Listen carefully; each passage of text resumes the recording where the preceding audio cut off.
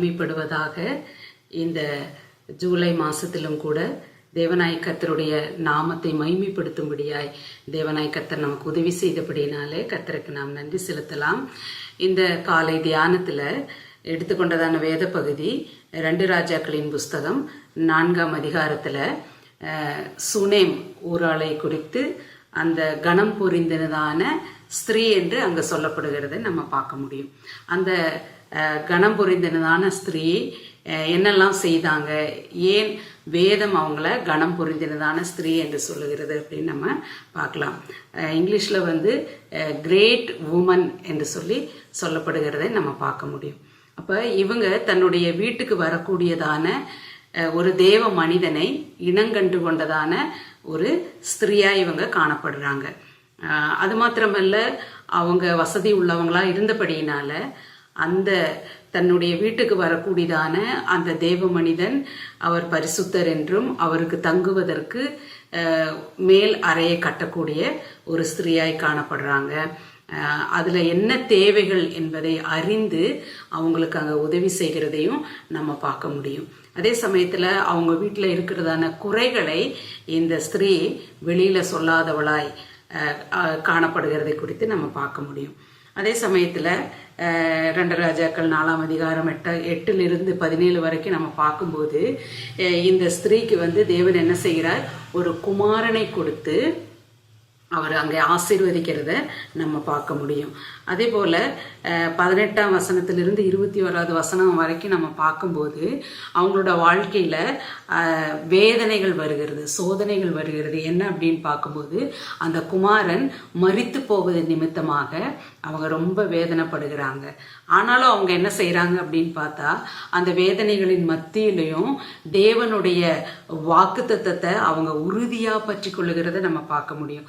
22ஆம் வசனத்திலிருந்து 37 வரைக்கும் நம்ம பார்க்கும்போது தேவனுடைய வாக்குத்தத்தங்களை அவங்க உறுதியாக பெற்றுக்கொண்டாங்க. அப்படின்னா அந்த குமாரனுக்கு ஜீவன் வரும் வரைக்கும் அவங்க என்ன செய்தாங்க, அந்த விசுவாசத்தை அவங்க தளர விடாதவர்களாய் காணப்பட்டாங்கன்னு நம்ம வேதத்தில் வாசிக்கிறோம். தேவனுடைய மனிதனுடைய பாதத்திலே அவர்கள் விழுந்தார்கள் என்று போடப்பட்டிருக்கிறது.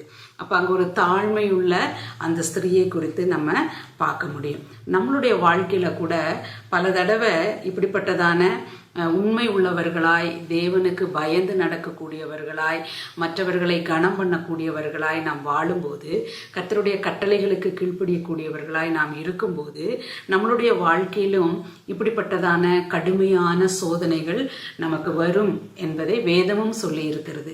நாமும் அதை என்ன செய்கிறோம், அனுபவிக்கிறவர்களாய் மாத்திரமல்ல, அந்த இடத்திலெல்லாம் நாம் எப்படி நடந்து கொள்ளுகிறோம் அது ரொம்ப முக்கியமானது ஒன்றாக இருக்கிறது. அது மாத்திரமல்ல, நம் வீடுகளுக்கு வரக்கூடியதான மனிதர்கள் அவர்கள் எப்படிப்பட்டவர்களாய் இருக்கிறார்கள் என்பதையும் நாம் என்ன செய்ய வேண்டும், அறிந்து கொள்ளக்கூடிய ஒரு சகோதரிமார்களாய் நாம் காணப்பட வேண்டியது அவசியமாக இருக்கிறது. ஆகதான் நம்ம சங்கீதக்காரன் சொல்லுகிறார் 25ஆம் சங்கீதம் 10வது வசனத்தில், கர்த்தருடைய உடன்படிக்கையையும் அவருடைய சாட்சிகளையும் கைக்கொள்ளுபவர்களுக்கு அவருடைய பாதைகள் எல்லாம் கிருபையும் சத்தியம் உள்ளவைகளாய் இருக்கிறது. கர்த்தருக்குள் பிரியமானவர்களே, நீங்களும் நானும் உடன்படிக்கையையும் அந்த சாட்சிகளையும் நாம் கை கொண்டு நடக்கும்போது ஒரு நாளும் நம்மளுடைய பாதைகளில் கிருபை இல்லாமல் போகாது, சத்தியம் வெளிப்படாமல் போகாது.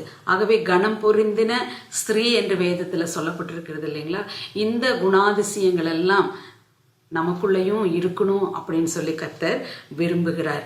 அதே போல் ரோமர் 8:28 நம்ம வாசிக்கிறோம், அன்றியும் அவருடைய தீர்மானத்தின்படி அழைக்கப்பட்டவர்களாய் தேவனிடத்தில் அன்பு கூறுகிறவர்களுக்கு சகலமும் நன்மைக்கு ஏதுவாய் நடக்கும். இந்த ஸ்திரீயினுடைய வீட்டில் அந்த மரணம் சம்பவிப்பது அது நன்மைக்கு ஏதுவானதாக இருக்கிறது. காரணம் என்ன அப்படின்னா, அந்த அம்மாவுடைய விசுவாசம் அங்கு சோதிக்கப்படுகிறதை நாம் பார்க்கிறோம். அந்த சோதனைகளை கூட அவங்க என்ன பெற்றிருக்கிறாங்க, ஜெயம் பெற்றிருக்கிறார்கள்.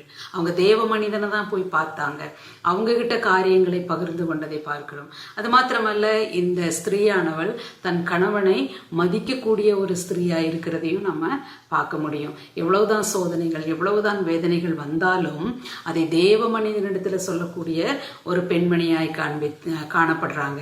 தன்னுடைய வீட்டில் இருக்கிற குறைகளை அவங்க வெளியில் சொல்லாதவர்களாய் காணப்படுகிறாங்க. அப்போ இப்படிப்பட்ட கணம் பொருந்தின ஒரு ஸ்திரீயாய் நாம் இருக்கிறோமா என்பதை நம்மளுடைய வாழ்க்கையில் சிந்தித்து பார்க்க வேண்டியது அவசியமாக இருக்கிறது. அதே போல் நம்ம அப்போஸ்தலர் 13ஆம் அதிகாரம் 50வது வசனத்தில் அங்கே நம்ம என்ன பார்க்குறோம் அப்படின்னா, கனமுள்ள ஸ்திரீகளையும் என்று சொல்லி நம்ம பார்க்குறோம். அது இங்கிலீஷில் சொல்லும்போது ஹானரபிள் உமன் அப்படி என்று சொல்லி நம்ம பார்க்குறோம். அவங்க என்ன பண்ணுறாங்க, அந்த ஸ்திரீ என்ன பண்ணுறாங்க அப்படின்னு நம்ம பார்க்கும்போது 49வது வசனத்தில் கர்த்தருடைய வசனம் அத்தேசமெங்கும் பிரசித்தமாயிற்று. அப்படி பிரசித்தமாக இருக்கிற வேளையில் யூதர்கள் பக்தியும் கனமுள்ள ஸ்திரீகளையும் பட்டணத்து முதலாளிகளையும் எடுத்துவிட்டு பவுலையும் பர்னபாவையும் துன்பப்படுத்தும்படி செய்து தங்கள் எல்லைகளுக்கு புறம்பாக அவர்களை துரத்தி விட்டார்கள் என்று சொல்லி பார்க்குறோம். அப்போ இங்கே கனத்துக்குரியதான அந்த ஸ்திரீகள், அதாவது மதிப்புக்குரிய பெண்களும் இருக்கிறார்கள். அப்போ இந்த மதிப்புக்குரிய பெண்கள் பக்தியுள்ள பெண்களாயும் இருக்கிறாங்க. ஆனால் அவர்கள் யூதர்கள் அவர்களை ஏவி விடும்போது இவர்கள் பர்னபாவையும் என்ன செய்கிறாங்க, பவுலையும் துன்பப்படுத்தக்கூடியவர்களாய் அவர்கள் காணப்படுகிறார்கள். இப்போ நம்மளுடைய வாழ்க்கையில் தேவ மனிதர்களையோ மற்றவர்களையோ துன்புறுத்தக்கூடியதான ஒரு குணம் இருக்கக்கூடாது என்று சொல்லி நாம் வாசிக்கிறோம். 1 தெசலோனியர் 2ஆம் அதிகாரம் 16வது வசனத்தில் பார்க்கும்போது, தடை பண்ணுகிறவர்கள் மேல கோபாக்கினை பூரணமாய் வந்திருக்கிறது. தேவ வசனத்துக்கும் தேவனுடைய பிள்ளைகளுக்கும் எதிர்ப்பாய் நாம் செயல்படும் பொழுது அங்க கோபாக்கினை வருகிறது என்று சொல்லி நாம் வேதத்துல வாசிக்கிறோம். கர்த்தருக்குள் பிரியமானவர்களே, நம்மளுடைய வாழ்க்கையில வருகிறதான இன்னல்கள், துன்பங்கள், கஷ்டங்கள், பிரயாசங்கள், இதிலெல்லாம் நாம் தேவனை சார்ந்து இருக்க வேண்டியவர்களாய் இருக்கிறோம். அதுதான் அது கனத்தை நமக்கு கொடுக்கக்கூடியதாய் இருக்கிறது. அப்போ என்னை கனம் பண்ணுகிறவர்களை நான் என்ன செய்வேன், கனம் பண்ணுவேன் என்று கர்த்தர் சொல்லி இருக்கிறார். ஆகவே நீங்களும் நானும் கனம் பண்ணக்கூடியவர்களாய், தேவனை கனம் பண்ணக்கூடியவர்களாய், கர்த்தருக்கு முதலிடம் கொடுக்கக்கூடியவர்களாய் நாம் காணப்படும் பொழுது நாமும் இந்த கனம் புரிந்தனதான ஒரு ஸ்திரீயை போல எல்லா காரியங்களிலும் நல்லொழுக்கம் உள்ளவர்களாயும் மற்றவர்களை மதிக்கிறவர்களாயும் இனங்கண்டு கொள்ளுகிறவர்களாயும் குடும்பத்திலேயும் சமுதாயத்திலேயும் நாம் சாட்சி பெறுகிறவர்களாயும் இருக்க முடியும். ஆகவே வேதம் அந்த கட்டளைகளின்படி, கர்த்தர் சொன்ன வார்த்தைகளின்படி ஜீவிக்க கர்த்தர் வருங்காலங்களில் நமக்கு உதவி செய்வாராக. அவருடைய நாமம் மகிமைப்படுவதாக. ஆமேன்.